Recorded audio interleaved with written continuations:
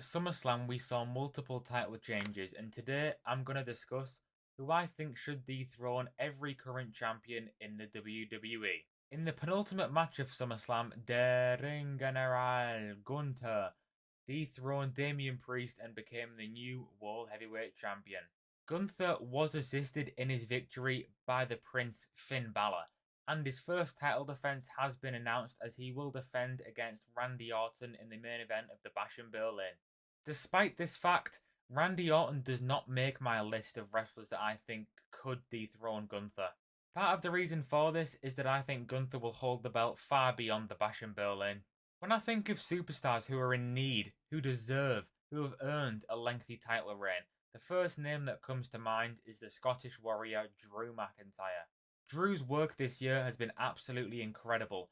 He's been consistently delivering great promos, great character work, all while consistently putting on banger matches.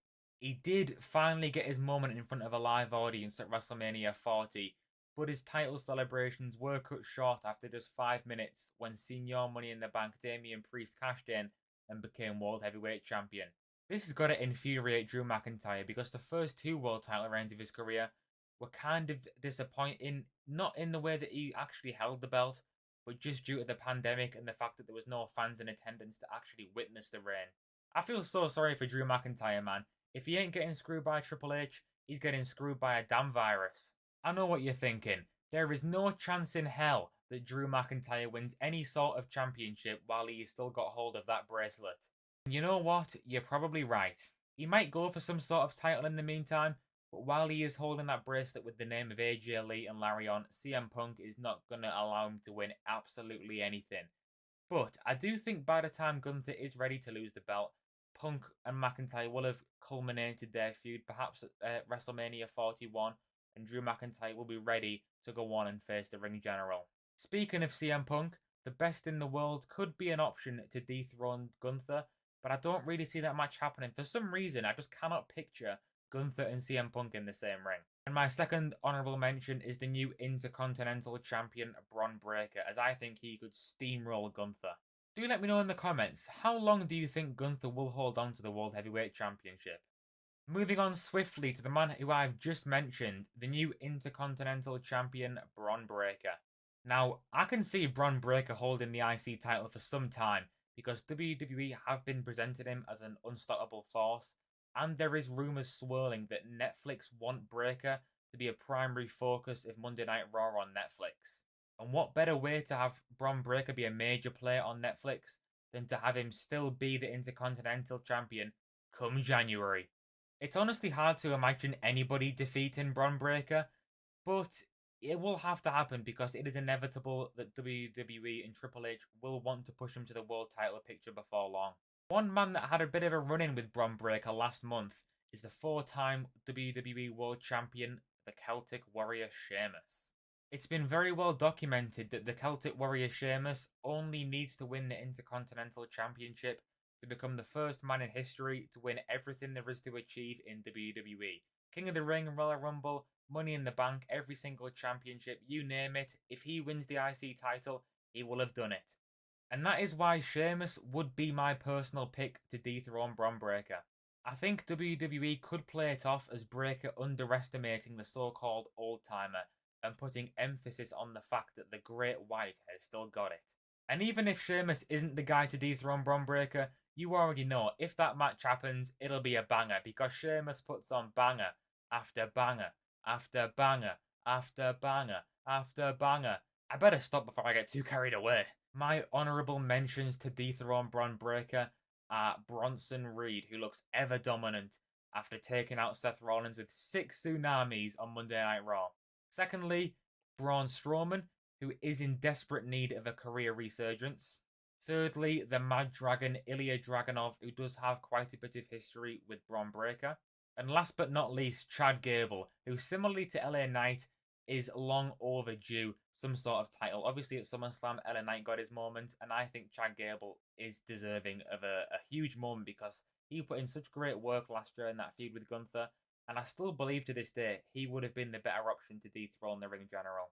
At SummerSlam, we saw the Women's World Champion Liv Morgan retain her championship against Rhea Bloody Ripley thanks to interference by that dirty scoundrel Dominic Mysterio.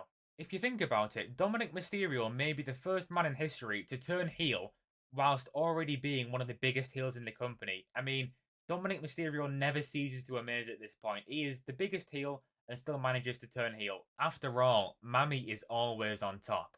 And I think Dominic Mysterio is about to learn that the hard way. And Damian Priest may also learn it the hard way, if you know what I mean. Three women that I think could easily be elevated to the world title picture as Lena Vega, Dakota Kai, and Shayna Baszler. And with the right booking, I could see all three of these dethroning Liv Morgan. Once Alexa Bliss makes her anticipated return, she could also be an option to go on and dethrone Liv Morgan. Moving on to the World Tag Team Championships.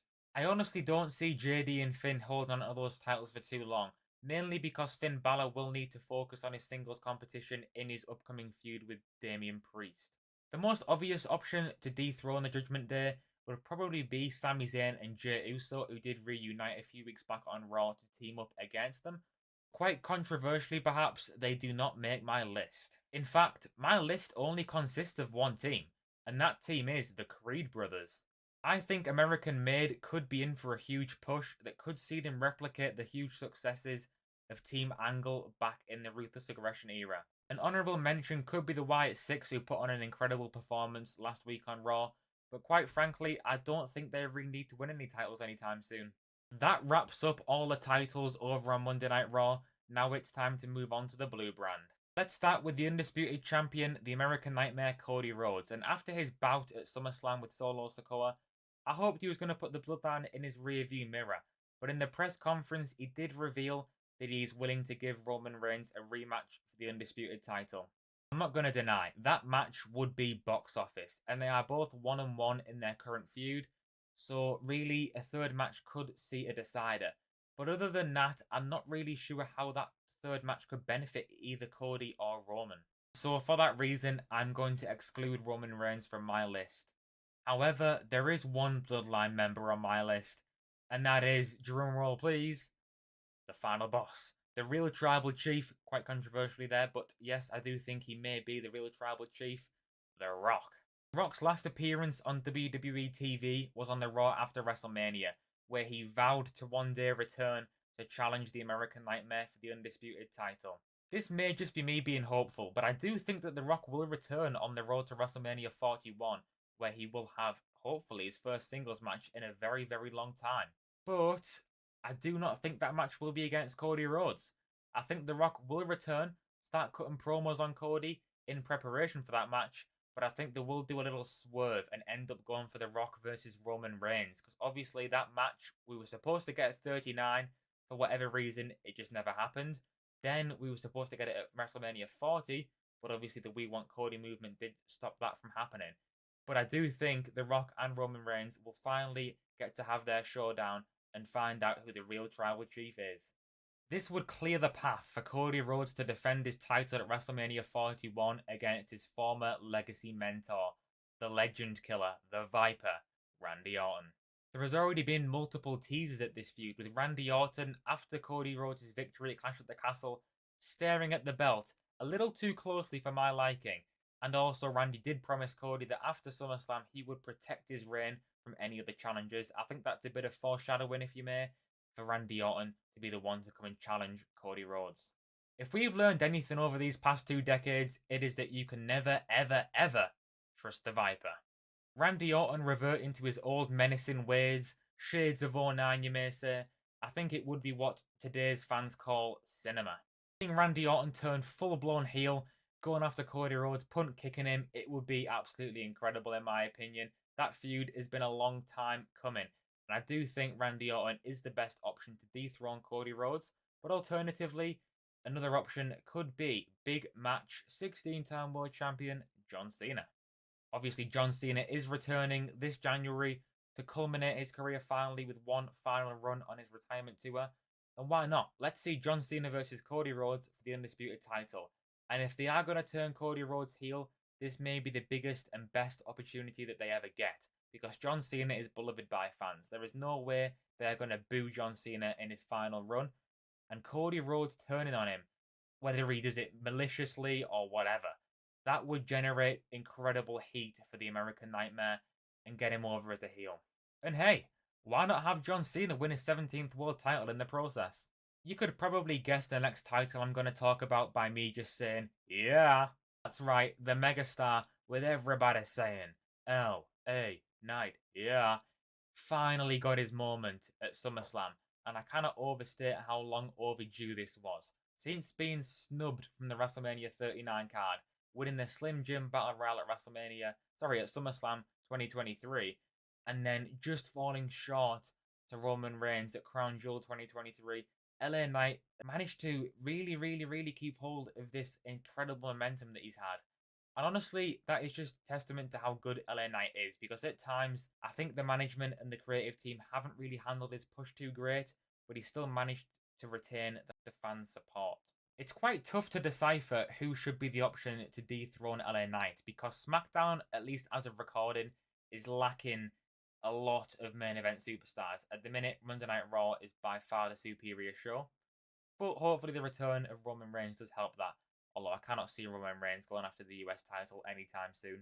I could see them revisiting the AJ Styles LA Knight feud, but on the other hand, SmackDown does have quite a few up and coming talent that could benefit from a US title reign, including Montez Ford, Carmelo Hayes, and Johnny Gargano. Surprisingly though, my pick would actually be the prize fighter, Kevin Owens. Similarly to when Sami Zayn dethroned Gunther at WrestleMania 40, I do believe that Kevin Owens does deserve to have a title around his waist. Kevin Owens has been an absolute workhorse over the past few years, and he's put in some incredible performances, and the US title reign could be a nice reward. Jacob Fatu did get injured in the main event of SummerSlam when he went for that frog splash through the table, absolutely nailed Cody, but in the process did do a little bit of damage to his leg or his foot, I'm not sure, and he was spotted in a boot after the show. Would they go that far to make a storyline? I don't know. It's WWE, it's Triple H, it's the cinema era, they very well may do. But even if he is injured for real, I don't think the Bloodline will need to relinquish the belts, because why can't Tonga Loa just step in and defend them belts alongside Tama Tonga? In my opinion, there's only one team that should dethrone the Bloodline, and that is the Bloodline. What am I referring to there? Some of you may have guessed. Yep, I'm talking about the Usos. The tag team division in WWE has not been the same since the Usos disbanded. They are arguably the greatest tag team of all time, thus making a showdown against the new Bloodline WrestleMania worthy.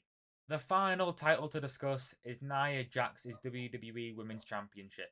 The most obvious choice is Miss Money in the Bank, Tiffany Stratton. Obviously right now her and Nia Jax are on friendly terms, but I think most of us can see that turning different in the very near future.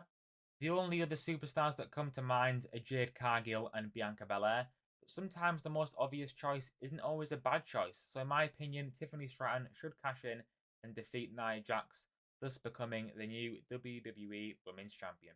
That concludes my thoughts on who should dethrone every champion in WWE. Please do let me know in the comments. Do you agree? What would you change? Do you think any of my predictions will come true? Do leave a like and please subscribe if you haven't already. And I'm afraid I've got some bad news.